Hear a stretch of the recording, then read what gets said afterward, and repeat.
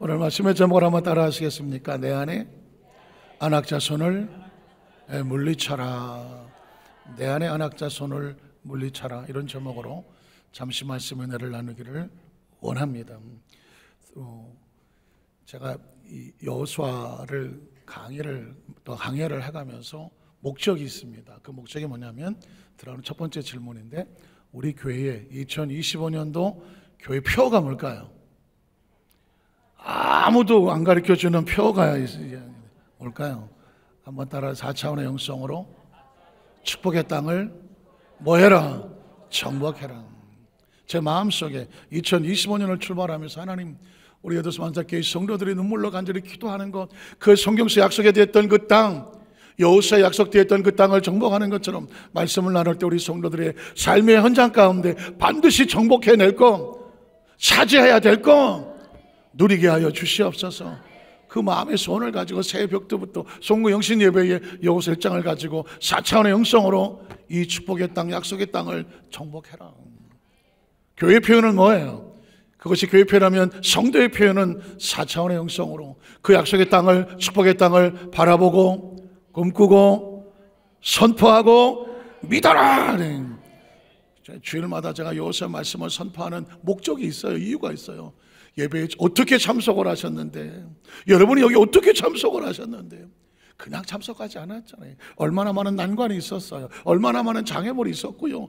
얼마나 많은 중간에 오다가 갈팡질팡하는 마음에 흔들림이 있었느냐고요. 그럼에도 불구하고 달려와서 이 자리에 앉아있다는 얘기는 예배의 승리자잖아요. 예배의 승리자라니까요. 그게 은혜거든요. 한 사람이라도 거저가지 아니하고 하나님 그 마음속에 하나님 주신 그 땅이 그대로 잊지 아니하고 반드시 정복하여 누릴 수 있는 축복의 주인공들이 되게 하여 주시옵소서. 그 간절함으로 지난 새 송구영신예부터 지금까지 매주일마다 여호수아 말씀을 선포하고 왔던 것입니다. 그럼 두 번째 질문, 여호수아는 총 몇 장으로 되어 있을까요? 그렇게 심도 높은 문제를 하면 어떡하냐는, 성경학교에 보면 여러분 금방 찾아오나겠지만 여호수아는 24장, 한번 따라 하시겠어요? 24장, 총 24장으로 되어 있습니다. 24장이 왜 물어보냐면, 성경엔 그 24장 있을 때는 내용이 어떤 분해가 있을 거 아니에요. 기승전결이 있고 서론, 본론, 결론이 있잖아요. 왜 24장이 되어 있을까? 그 중에 어디까지 무슨 내용이 있을까? 오늘 11장이 본문인데 1장부터 11장까지는 정복하는 거죠. 그리고 11장의 정복이 끝나고 12장부터 24장까지는 분배를 하는 겁니다. 정복했다면 나누고 누리라 하죠. 그리고 여호수아에는 정복만 있는 것이 아니라 정복했다면 나누고 누리라. 믿으십니까? 그래서 오늘 여호수아 11장을 하면서 드디어 그 땅에 전쟁이 그치고 정복하는 내용이 나옵니다. 그런데 이 정복하는 과정 가운데 마지막에 어디서 들어본기도 하면서 그렇다고 정확히 알기도 어려운 부족의 이름이 하나 나오는데, 그 부족이 뭐냐면 안악자손이라는 것입니다. 한번 따라 하시게. 안악자손.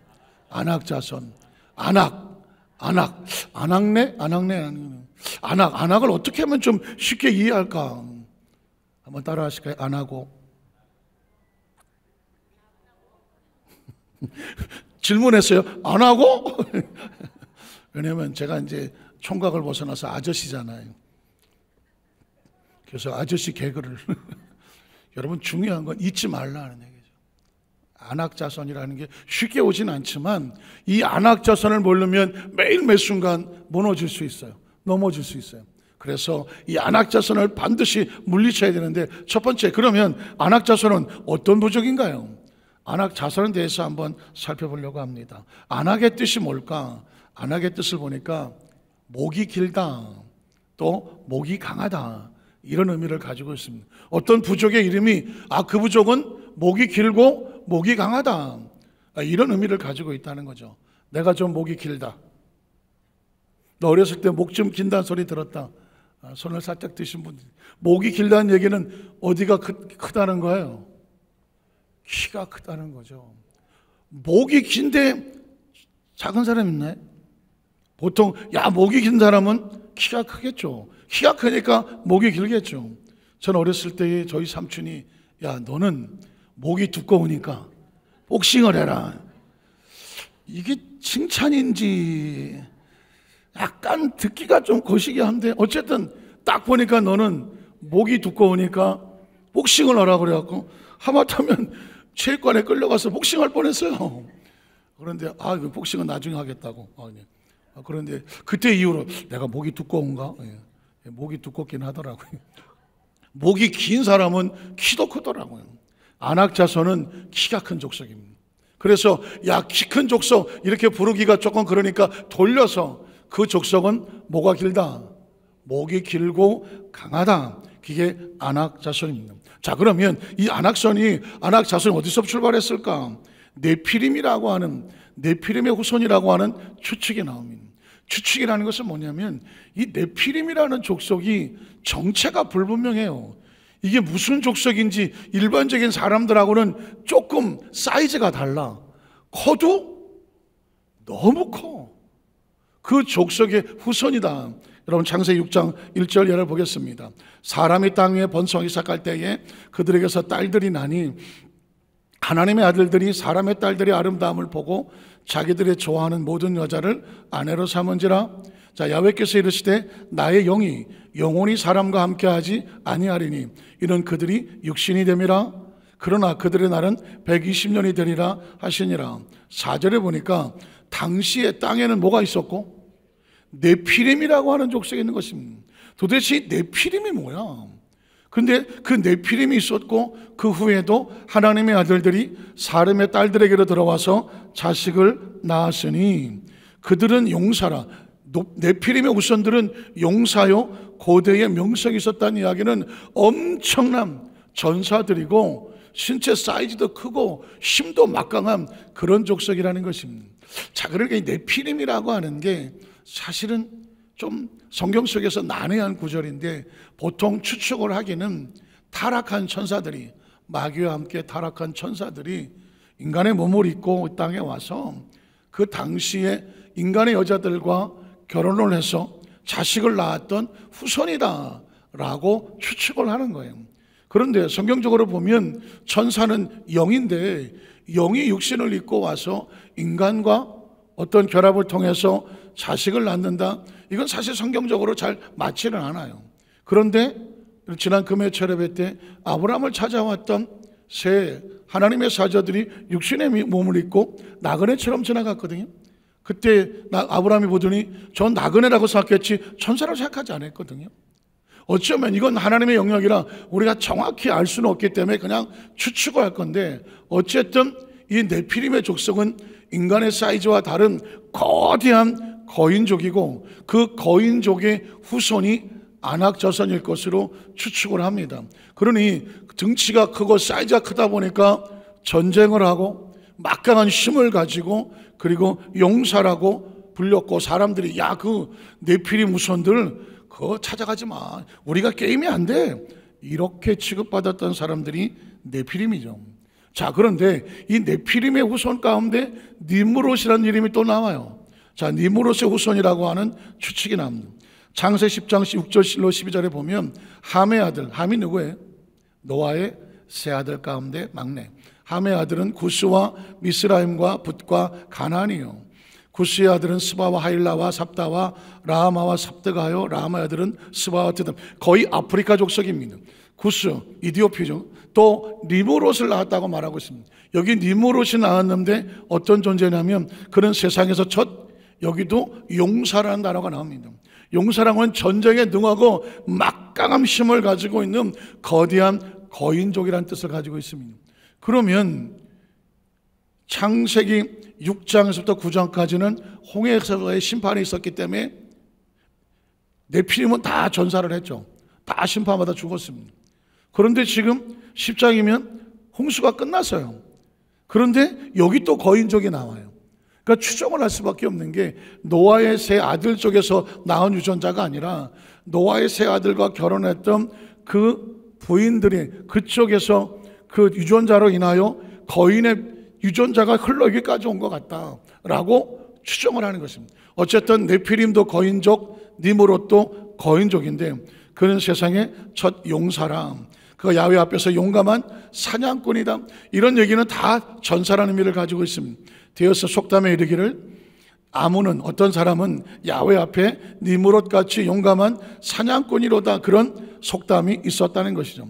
자, 그 다음 절에 보면 그의 나라, 이 니므롯이 다스렸던 그 시대 족속들의 나라는 스날 땅의 바벨과 에렉과 아갓과 갈레에서 시작되었으며 그가 그 땅에서 아수르로 나아가 니느웨와 르호보들과 갈라와 니느웨와 갈라 사이 레센을 건설했으니 거기에 큰 거인족이 만든 성읍은 작겠어요, 크겠어요?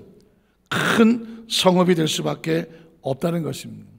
자, 이 족속들이 거인 족속으로 추정되는 성경 구절이 또 하나 나오는데 사무엘상 7장에 보면 블레셋이 나와요.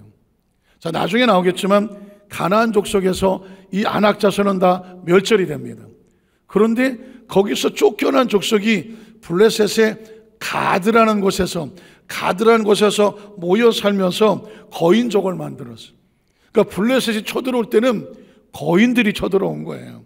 블레셋 사람이 이스라엘과 싸우려고 가까이 올 때 하나님께서 이 거인족을 어떻게 막았냐면 그날에 야훼께서 블레셋 사람에게 큰 우레, 번개, 천둥, 벼락 이런 것들을 발하여서 그들을 어지럽게 했습니다. 싸운 게 아니에요. 천둥이 치고 번개가 치고 벼락이 치니까 그들이 놀래서 혼비백반해서 그들이 도망을 쳐서 그들이 다 이스라엘 앞에서 패하더라, 이런 구절이 있습니다. 왜 하나님은 블레셋 거인족들이 왔을 때 용사를 보낸 것이 아니라 천둥과 번개와 우레를 보였을까? 여러분, 벼락이 치거나 천둥 번개가 있을 때 어디 밑으로 가지 않아요? 나무 밑으로 가지 않아요. 왜 나무 밑으로 가지 않을까요? 벼락은 어디 떨어져요? 높은 곳에 떨어지거든요. 그래서 나무 밑에 숨었다가는 나무가 벼락을 맞으면 그 밑에 있다가 같이 맞을 수가 있어요. 그래서 천둥 번개가 칠 때는 높은 곳은 피하는 곳이죠. 그 당시에 블레셋 사람의 거의 거인족이 키가 어느 정도 생각이 되냐면 한 3m 이상, 3m 이상으로 엄청난 등치로 보이는 거예요. 그러니까 키가 크면 벼락에 칠 때 유리하겠어요, 불리하겠어요? 불리하죠. 그러니까 이 블레셋 군대에게 최악의 상황은 뭐냐면 천둥과 번개가 치면 번개가 그 중에서 제일 큰 놈한테 떨어지는데 주로 어디로 떨어지냐면 거인 족속에 떨어지는 거예요. 천둥과 번개가 치니까 블레셋 사람들이 혼비백산해서 도망을 치고 그들이 이스라엘 앞에서 패하였더라. 사무엘상 9장 1절 이하에 보면 베냐민 지파에 기스라 이름하는 유력한 사람이 있으니 그는 아비엘의 아들이요 스롤의 손자요 베고라스의 증손이요 아비야 연손이며 베냐민 사람이더라. 기스에게 아들이 있으니 그의 이름은 사울이요 준수한 소년이라. 이스라엘 중에서 그보다 더 준수한 자가 없고 놀랍게도 사울의 특징은 뭐냐면 키가 모든 백성보다 어디만큼 더 컸어요? 어깨 이만큼 더 큰. 사울은 뭐냐면 이스라엘의 초대 왕으로 뽑힌 사람인데 왜 뽑혔을까? 뭐가 커서? 키가 커서. 이 이야기는 뭐냐면 유대 민족은 이 거인족이 맨날 블레셋 쳐들어와. 그래서 저 블레셋과 싸우려니까 맨날 키가 작아. 그래서 제발 우리 왕 중에 키가 큰 좀 왕이 있어서 저 거인족하고 좀 싸워서 이길 수 있도록 그런 왕을 주십시오 해서 세운 게 사울 왕이에요. 제가 여러분 그림 하나를 보여드릴게요. 보면 그 당시에 사울 왕 당시에 세 사람의 키의 비교 사이즈를 비교해 놓은 거예요. 다윗이 저 정도 사이즈예요. 그런데 사울은 그 당시 사람들보다 어깨 위가 더 커요. 추정하기를 한 200 정도, 2m 정도, 190에서 200 정도, 2m 정도 추정을 해요. 그런데 골리앗은 사울보다 1m 더 큰 것 같아요. 그러니까 거의 3m가 넘어가죠. 다윗과 같은 사이즈의 유대인들이 3m가 나타나 보세요. 지레 겁을 먹고 도망을 치는데 그래서 사울 왕은 그 중에 제일 큰 사람을 갖다가 왕으로 세웠어요. 자, 여러분 골리앗의 사이즈에 대해서 한번 성경에 보면 사무엘상 17장 1절에 보겠습니다. 블레셋 사람들이 그들의 군대를 모으고 싸우고자 하여 유다에 속한 소고에 모여 소고와 아세가 사이에 에베스다밈의 진을 치매 사울과 이스라엘 사람들이 모여서 엘라 골짜기에 진치고 블레셋 사람들을 대하여 전열을 벌였으니 블레셋 사람들은 이쪽 산에 있고 이스라엘은 저쪽 산에 섰고 그 사이에 골짜기가 있었더라. 자, 블레셋 사람들의 진영에서 싸움을 도두는 자가 나왔는데 그의 이름은 뭐라고요? 골리앗이고 어디 사람이에요? 가드는 뭐냐면 네피림의 후손들, 니므롯의 후손들이 모여 살던 곳입니다. 그래 거인족이죠. 그의 키가 6규빗 한 뼘이다. 이 규빗이라고 하는 것을 한 50cm 정도로 추정을 하면 5, 6이 30이야. 그러니까 거의 보통 키가 3m가 넘었다는 것입니다. 자, 골리앗의 키가 3m가 넘었어요. 그 다음 절에 보면 머리에는 노투구를 썼고 몸에는 비늘 갑옷을 입었고 그 갑옷의 무게가 놋 5,000세겔이며 그의 다리에는 놋 각반을 찼고 어깨 사이에 놋 단창을 메었으니 그 창출은 배틀 아마 몇십 킬로짜리 배틀자와 같고 창날은 철 600세겔이며 방패를 든 자가 앞에서 한 사람이 따로 방패를 들고 따로 다니거나, 그러니까 그 엄청난 사이즈. 다시 한번 그림을 보여주시면 이런 사이즈를 가진 골리앗이 앞에 나와서 야 싸우자, 비겁하게 숨어있지 말고 나와봐. 그러면 나가겠어요 안 나가겠어요? 나가요 안 나가요? 이게요, 이게 사람의 키가 아무것도 아닌 것 같지만 키가 한 170 되는 사람 앞에서 한 3m짜리가 앞에서 나와요 안 나가요? 못 나가요. 제가 미국에 선교사 있을 때에 어느 미국 호텔에 가게 됐는데 딱 탔는데 좀 있다가 미국 NBA 농구 선수들이 탔어요. 2m 30짜리들이 위에서 한 5명이 탔는데 나는 내 키가 이렇게 작은지 처음 알았어. 그래도 제가 한국 어렸을 때는 버스 타면은 그래도 제법 키가 커서 말이야 목을 이렇게 하고 환기통에다 목을 대고 그래도 그랬던 기억이 있는데, 아니 이거 뭐 미국에 갔더니 2m 30짜리들 쓰니까 여기서 얘기를 하니까 내가 1층 참고 2층 참다가 도저히 자존심이 상해서 나와버렸다니까. 야, 그 키 큰 사람들 옆에 있을 게 못 되더라고. 아주 사람이 가만히 있는데도 왜소해지더라고. 근데 여러분 보십시오. 3m짜리 앞에서 아주 작고 보여주네. 아주 그냥 3m짜리 앞에서 얼마나 초라하겠습니까? 사울이라고 해서 아무리 2m 되더라도 3m 앞에서 2m짜리가 얼굴도 못 드는 거죠. 그래서 골리앗이 쳐들어왔을 때 아무도 안 나갈 수밖에 없었던 것입니다. 제가 이 그림을 보면서 느끼는 게 뭐냐면 저 골리앗이라는 거인은 지금도 있을까요 없을까요? 뭐 있을 수도 있어. 그런데 우리 대한민국엔 3m는 안 보여. 문제는 뭐냐면 저 거인이라는 두려움은 우리 마음속에 있다는 것입니다. 1m 70짜리는 3m 보면 일단은 자신이 없어. 저걸 어떻게 하겠어? 마찬가지로 우리 사람들의 모든 마음속에는 원치 않는 두려움이 있습니다. 저 두려움이 거인처럼 우리에게 생각만 나면 두렵고 상황만 가면 두렵게 만나요. 혹시 공포증 같은 거 있으세요? 고소공포증? 어떤 분은 폐소공포증. 이 공포증을 영어로 포비아라고 말하는데 그 포비아가 공포증이 사람마다 다 달라. 어떤 사람은요 조류 공포증이 있더라고요. 조류. 새만 보면 그냥 도망가. 비둘기를 보고 도망가는 사람도 봤어요. 비둘기 보고 도망가는 아무것도 아니야. 영화 보다가 그 영어 스크린에서 닭이 꺾여 그냥 기절을 해버리더만. 닭을 보고 기절하죠. 이건 또 아무것도 아니에요. 어떤 사람은요 양념치킨을 보고 기절을 하더만. 친구들끼리 양념치킨을 먹었어요. 그건 뭐야? 이거 맛있는 거야. 나도 하나 줘봐. 너도 하나 먹어. 맛있네. 이거 뭐야? 양념치킨이야. 이걸 잘 보세요. 제가 말씀을 드리는 거는 사람의 적은 외부에 있지 않아요. 나는 조류가 무서워. 나는 닭이 무서워. 그러니까는 양념치킨을 보고도 엄마야 도망가죠. 그 사람은 그 거대한 공포 앞에 밟혀 있는 거예요. 제가 만났던 사람들 어떤 사람은요 고양이를 무서워하더라고. 고양이를 보고 10m 전방에서 도망을 가더라고. 쥐 무서워하는 사람 봤어요? 나는 쥐를 모수하는 목사님도 봤어요. 여의도에서 같이 막 탁구를 치는데 갑자기 탁구를 탁 놓고 막 도망가. 그죠? 어디가? 그랬더니 와, 우린 어렸을 때부터 쥐면 무조건 쫓아가서 때려 잡아야 돼. 근데 보십시오, 우리는 때려 잡은데 그 사람은 쥐를 보고 그 자리에 사색이 돼서 도망을 가. 왜 이런 일이 벌어질까요? 사람은 공포증이 밖에 있질 않아요. 자기 마음속에 난 저게 싫어, 난 저게 무서워, 이런 거. 그 쥐는 네가 더 무서워. 그런 생각 안 해보셨어요? 쥐를 보고 막 도망가면 쥐는 얼마나 놀랐겠어. 자기 쫓아온 줄 알고. 양념치킨이 뭐가 무서워? 그러나 그 사람은 무서워요.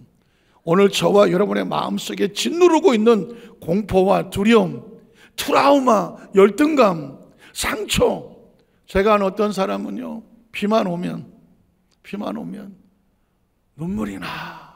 왜냐하면 어렸을 때 그 할머니한테 쫓겨나고 빗속에 던져져갖고 아무리 엄마 아빠를 불러도 자기를 불러주지 않아서 그 빗속에서 혼자 두려워서 무서웠었던 그 기억이 있어서 지금도 비만 오면 가슴속에서 어렸을 때 울던 그 아이의 눈물이 있고요.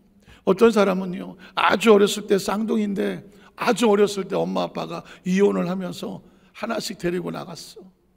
하여튼 엄마 밑에서 자라던 그 딸은 어느 날부터인가 애가 옷을 안 입어. 옷만 입혀주면은 다 벗어버려. 심지어 막 속옷도 다 벗어버려. 다 컸는데도 안 입어. 이게 왜 이러나? 집에도 안 나가. 방구석에만 처박혔어. 큰일 났다. 심리 상담을 해봤더니 이 아이가 아주 어렸을 때인데 자기에게 쌍둥이가 있었다는 기억을 알아. 그 쌍둥이 아이가 옷을 차려입고 아빠 손을 붙잡고 나가서 다시는 안 돌아왔다는 걸 알아. 심리적으로 옷을 차려입으면 이게 뭐야? 엄마 아빠가 날 데리고 나가서 어디다가 버리는구나. 옷을 차려입으면 자기는 뭔가 엄마를 잃을 것 같은 두려움이 생기니까 그 다음부터는 무조건 옷을 안 입고 방 안에 처부셔서 안 나와. 왜 그럴까? 엄마를 잃고 싶지 않은. 사람마다, 가정마다 다 알게 모르든 아마 여러분의 마음속에도 아무도 모르는 상처와 아픔이, 두려움이 있을 수 있어요. 근데 가만히 보면 그게 아까 말했잖아요. 양념치킨이 두렵지 않아요. 쥐새끼가 뭐가 두려워? 그러나 그 공포에 앞인 사람은 마치 골리앗 앞에 있는 그 존재처럼 공포와 아픔이 있을 수 있어요. 열등감도 있고요. 남이 없는 거, 남이 있는데 나는 없다고 상처될 수 있고요. 누구는 잘 배운 나는 못 배웠나 봐. 스스로 포기하고 절망하고, 어떤 자식은 잘 되는데 내 자식은 하고 스스로 주저앉았던 공포와 아픔, 상처들. 이거 어떻게 해야 돼요? 반드시 정복하고 쫓아내야 되거든요.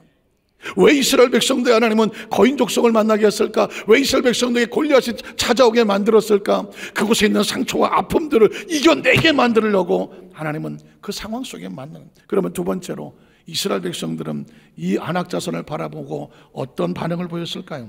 자, 열정탐꾼의 보고를 보겠습니다. 민수기 13장 25절 이하를 보면 40일 동안 땅을 정탐하기를 마치고 돌아와서 바란강야 과대에 있어서 모세와 아론과 이스라엘 자손의 온 회중에게 나와서 그들에게 보고하고 그 땅에 과일을 보이고 모세에게 말하기를 당신 우리를 보낸 땅에 간즉 과일 그 땅에 젖과 꿀이 흐르는데 이것은 그 땅의 과일입니다. 그러나 그 땅 거주민은 강하고, 잘 들어보십시오, 우리가 수천 번도 더 읽었던 것인데 이 사람들이 왜 이럴 수밖에 없는지 한번 보자고요. 그 땅의 거주민은 강하고, 어떻게 강한지 모르지만 강하대. 성읍은 견고하대. 그리고 엄청 크대. 근데 이유가 뭐냐면 거기서 뭘 봤어요?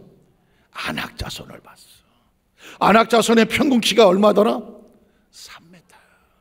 3m짜리가 모여서 사는 곳이니 집이 얼마나 크겠어? 얼마나 견고하게 성읍을 놓았겠어? 그러니 쳐다보면 이게 엄청난 사이즈의 사람들이 모여 살고 있으니 그 3m를 보는 순간 그들이 약하게 보여요? 강하게 보여요? 강할 수밖에 없지. 심리적으로 위축될 수밖에 없지. 그 견고한 성을 보면 기가 죽을 수밖에 없지. 그리고 그들의 머릿속에 늘 공포와 두려움의 대상이 되는 안악 자손이 거기 있어. 그래서 그 다음 절에 뭐예요? 갈렙이 모세 앞에서 백성을 조용하게 하고 이르되 우리가 올라가서 그 땅을 취하다 능히 이기리라. 아무리 얘기해도 그들 머릿속에 들어오지 않아. 그와 함께 올라갔던 사람들은 이르되 우리는 능히 올라가서 그 백성을 치지 못할 것이다. 이유는 그들은 우리보다 강하니라. 뭘 보고? 이미 사이즈가 달라. 우리는 능히 올라가 백성을 치지 못할 것이다. 그들은 우리보다 강하니라. 그리고 이스라엘 자손 앞에서 그 정탐한 땅을 악평하여 이르되 우리가 들어다니며 정탐한 땅은 거주민을 삼키는 땅이요 거기서 본 모든 백성은 신장이 장대 3m야. 장대한 자들이며, 그리고 거기서 드디어 이 얘기를 해요. 네피림의 후손인 아낙 자손들의 거인들을 보았다.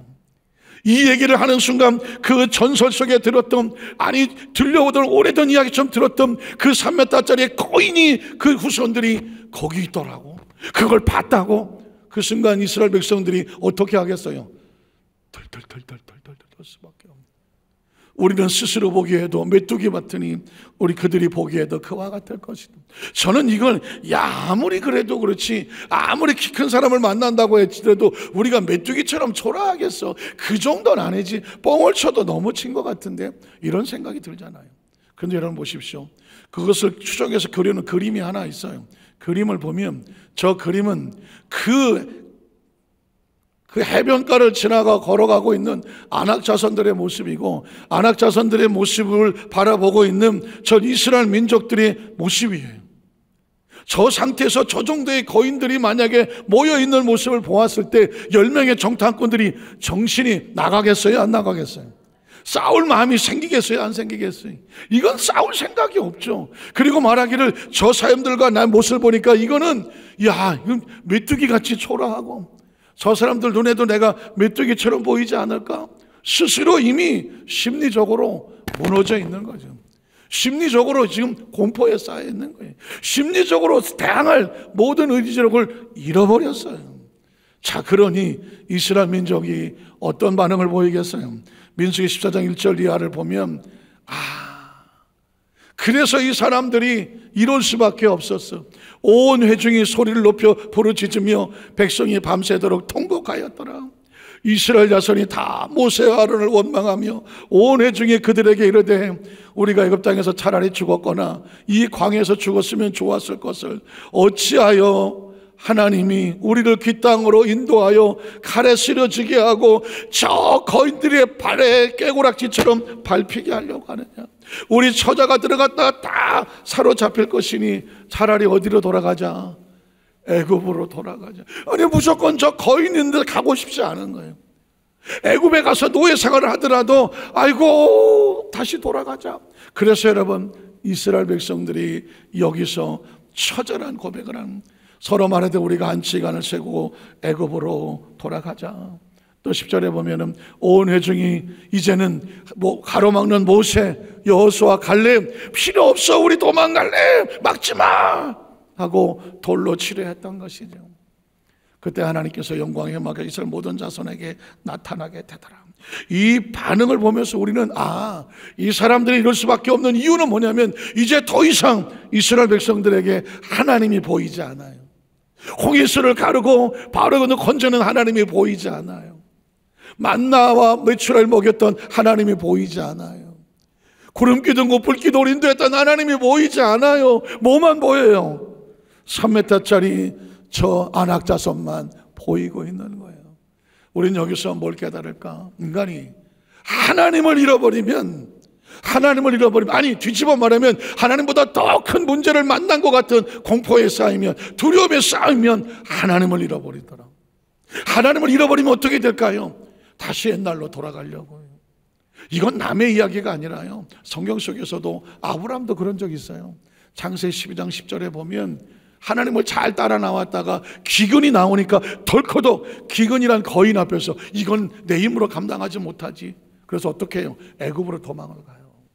야곱도 에서가 무서워서 400명을 이끌고 오니까 에서가 무서워서 약복강을 못 건너가요. 모세도 바로가 무서워서 애굽으로 가서 내 백성 건지자 하니까 아이고 난 못 가요. 사랑하는 성도 여러분에게 묻습니다. 여러분은 혹시 하나님보다 더 두려워하는 존재가 있습니까? 어떤 상황이 내가 도무지 더 무서워서 한 발자국도 못 나가는 그런 상황이 있는 거 아니에요? 기도하지만 기도는 여기까지지, 현실에 부딪히니까 난 이거 못할 것 같아. 혹시 하나님의 말씀이 있고 예배하는 크리스찬이라고 할지라도 혹시 내 눈에 보여져 있는 3m짜리의 거인 족속 앞에서 미리 포기하고 있지 않아요? 미리 절망하고 있는 건 없어요. 미리 낙심하고 있는 것은 없어요. 그런 포비아, 공포는 없어요. 그런 두려움은 없어요. 그런 상처와 트라우마는 없어요. 스스로 가라앉아서 갇혀있어 한 발짝도 나오지 못하는 내 안에 숨겨져 있는 이 가슴 아픈 상처들, 아픔들은 없느냐고 묻는 거예요. 왜냐하면 이걸 넘지 않으면 이스라엘 백성들은 가나안에 들어가질 못하고 애굽으로 돌아가자 모두 광야에서 죽고 말았어요. 이걸 넘어서야 돼요. 내 안에 이 안악자손을 물리쳐내야 내가 그 다음 단계로 나갈 수 있어요. 그래서 세 번째는 뭐냐면 내 안에 안악자손을 반드시 물리쳐야 되는 이유. 오늘 믿음의 사람들은, 이 부정적인 사람들은 절망했지만 하나님을 바라보는 사람들은 이런 고백을 했어요. 저는 이 고백을 같이 읽을 때에 우리 안에 있었던 모든 절망과 좌절과 어두움과 상처와 트라우마, 열등감, 공포감이 다 떨어져 나가고, 아픈 기억, 상처 입은 기억, 사람에게 환경 입었던 모든 기억들이 떨어져 나가고, 오늘 이 믿음이 우리 가운데 채워지게 되시기를 주님의 이름으로 축원합니다. 민수 13장 30절에 보니까 갈렙이 모세 앞에서 백성을 조용하게 하고 이럴 때 우리가 올라가서 그 땅을 뭐하자? 취하자. 능히 이길 수 있다. 이유가 뭘까? 10명의 정탐가는 3m짜리 골리앗과 같은 거인을 바라보고 있지만 여호수아 갈렙은 뭘 바라보고 있을까? 14장 5절에 보니까 이렇게 말합니다. 모세 아론이 이스라엘 자손의 온회중 앞에서 엎드린지라. 그 땅을 정탐한 중 눈의 아들 여호수아와 여분의 아들 갈렙이 자기들의 옷을 찢고 이스라엘 온회중에 말하 이르되 우리가 두 달며 정탐한 땅은 심히 아름다운 땅이다.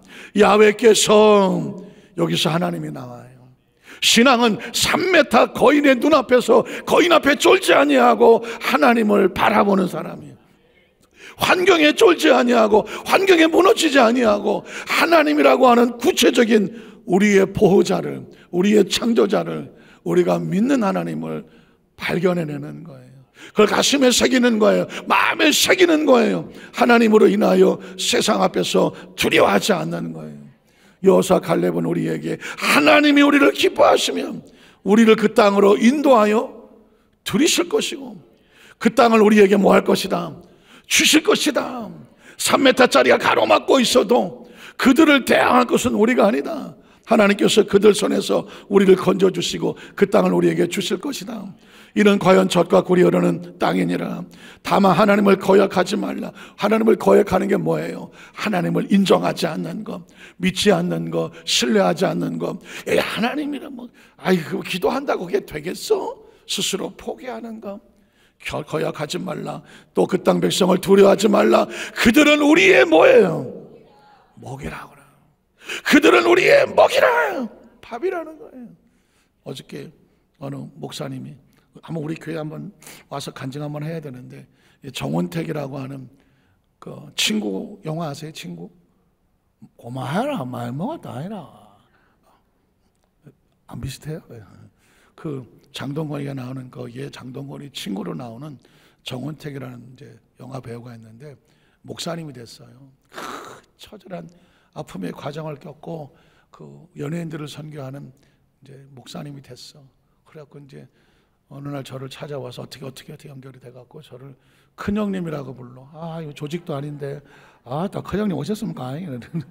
그래서 졸지에 큰형님이 돼갖고 제가 나를 큰형님이라고 불렀으니 앞으로 하여튼간에 잘 하자고 그랬더니 오산리 기도원에 지금 금식하며 갔대.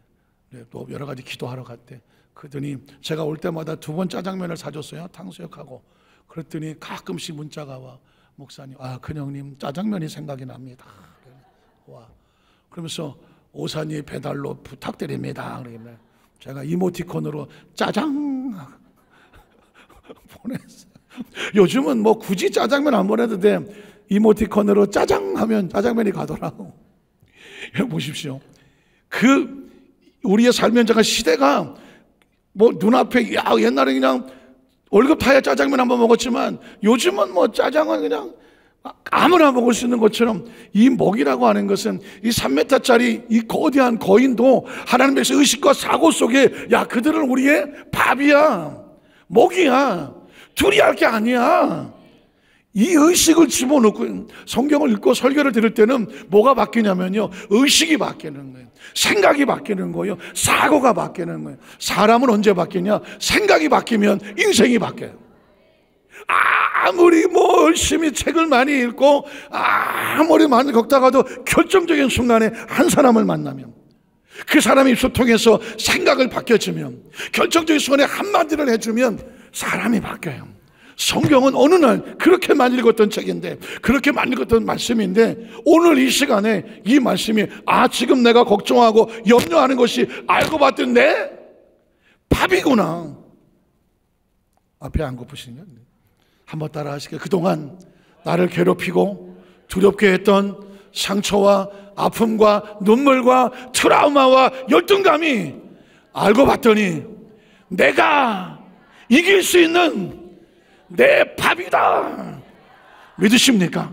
믿으십니까? 여기서 벗어나야지. 언제 양념치킨 앞에서 두려워 떨겠어? 왜 비둘기를 보고 주저앉겠냐고. 기억하십시오. 오늘 저와 여러분에게 있던 어떤 트라우마도 너는 반드시 이길 수 있다. 계속 넘어가겠습니다. 1절에 보면 그들의 보호자는 그들에게서 떠나갔고 야훼는 우리와 함께 하시느라 그들을 두려워하지 말라 하나. 온 회중이 그들을 돌려치려 하는 그때에 야훼의 영광이 회막에서 이스라엘 모든 자손에게 나타났다는 것입니다. 하나님은 오늘 저와 여러분이 그 열등감과 좌절감에 두려움을 떨 때 하나님은 어떤 마음을 가졌을까? 저는 하나님의 마음이 궁금해요. 민수기 14장 20절 이하를 보면 야훼께서 이르시되 내가 내 말대로 사하노라. 그러나 진실로 내가 살아있는 것과, 여러분 혹시 뭐가 느껴지지 않아요? 하나님의 비장함이 느끼지 않아요?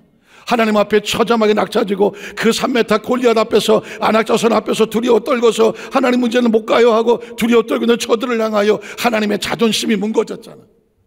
기억하십시오. 내 새끼가 넉넉히 이길 것 앞에서 절망하고 좌절하고 무너져 있으면 아버지 엄마로서 자존심 무너지지 않아요? 하나님 백성들이 세상 앞에서 쫄고 무너져 있으면 누구의 자존심이 무너질 것 같아요? 하나님의 자존심이 무너지지. 하나님의 이름을 가진 하나님의 자녀가 세상 앞에서 쫄아봐. 누구의 자존심이 무너진다고요? 하나님의 자존심이. 그래서 하나님이 비장하신 거예요. 뭐라고 말해요? 내가 살아있는 것과 야훼의 영광이 온 세계에 충만을 두고 내가 뭐 할게? 맹세할게. 내 영광과 애굽과 광야에 생한 내 이적을 보고서도 이같이 10번이나 나를 시험하고 내 몫을 청조하지 아니하고 나를 믿지 않은 그 사람들 어떻게 될 줄 알아? 내가 그들의 조상들의 맹세한 땅을 결단코 보지 못한다. 또 나를 멸시한 사람도 한 사람 그것을 보지 못한다. 그러나 내 종 갈렙은 다르다. 그 마음이 그들과 달라서 나를 온전히, 하나님이 원하는 건 다른 거 아니에요. 어떤 상황 속에서도 하나님을 믿어주는 거예요. 하나님을 따라가는 거예요. 하나님을 신뢰하는 거예요. 기다려주는 거예요. 의지하는 거예요. 하나님 편에 서주는 거예요. 어떤 상황이라도, 아니 3m가 코앞에서 콧김을 날려도 두려워하지 않는 거예요. 온전히 나를 따랐은즉 어떻게 그 같던 땅으로 내가 그들을 인도하여 드리니 그의 자손이 그 땅을 차지할 것이다. 아말렉인과 가나안이 괄짝에 거주하니 너희는 내일 돌이켜 홍해 길을 따라 광야로 들어갈지니라. 또 성경 계속 30절 이어볼게요.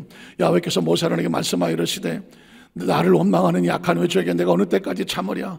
이스라엘 자손 나를 향하여 원망하는 바 그 원망 말을 내가 들었노라. 그들이 이르기를 야훼의 말씀이 내 삶을 두고 맹세하노라.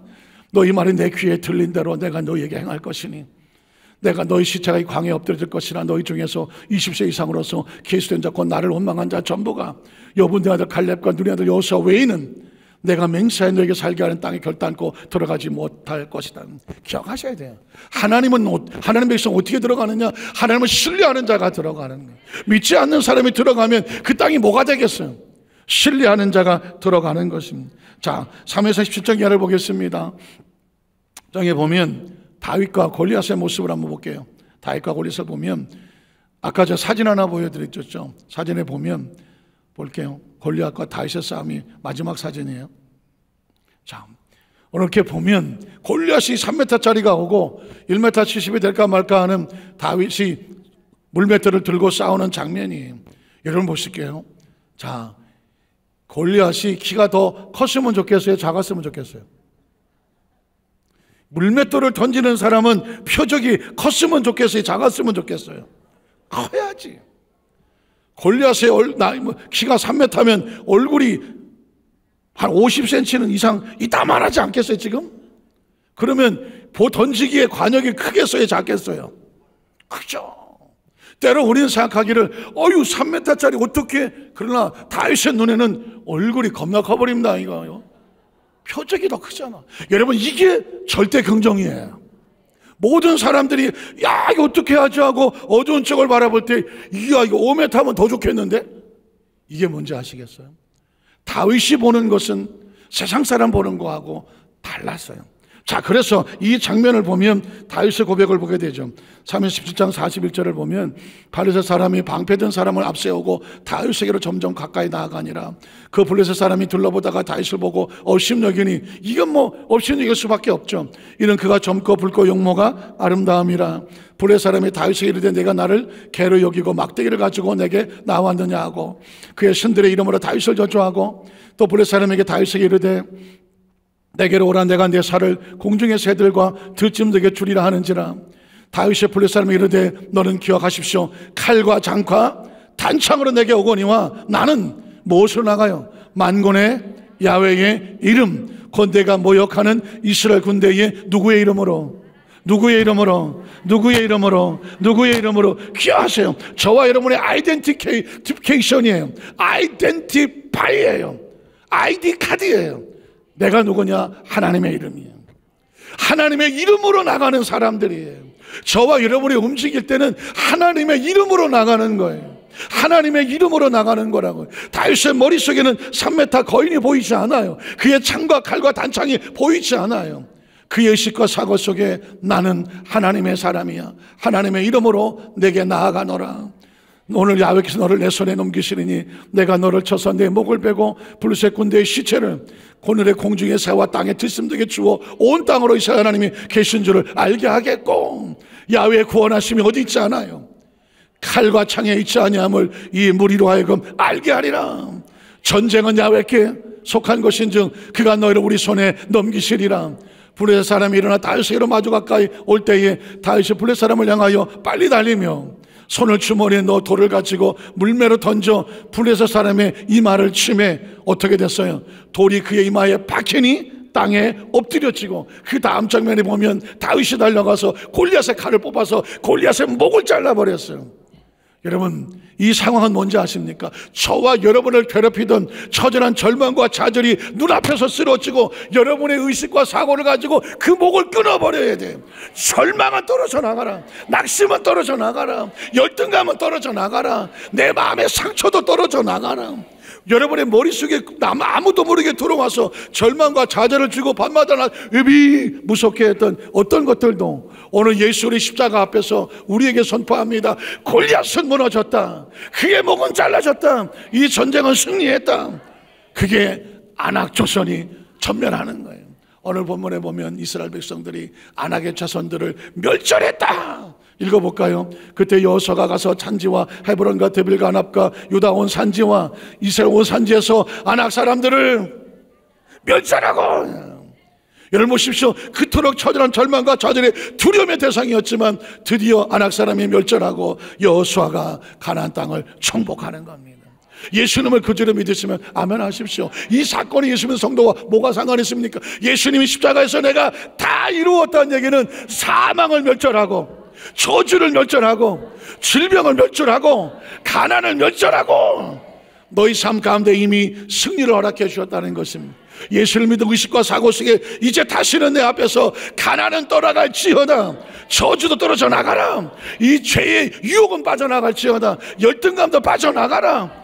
남이 세상적인 기준보다 내가 좀 못 따라갈지라도 하나님 안에서 여러분 찬양한 처럼 예수로 충만하니까, 예수로 충만하니까 모든 만에서 자유함하고 담대함을 가지셔야 돼요. 오늘 시간 여러분과 제가 이 말씀을 가슴에 끌어안고 이 성전을 나갈 때 그 어떤 것들도 우리를 세상에서 상처 주지 못하고, 자존심 상하게 하지 못하고, 열등감 갖게 하지 못하고, 주눅들게 하지 못하고 담대하게 승리자로 나가시는 우리 성도 되시기를 주님의 이름으로 축원합니다. 기도하겠습니다. 전능하신 하나님 아버지,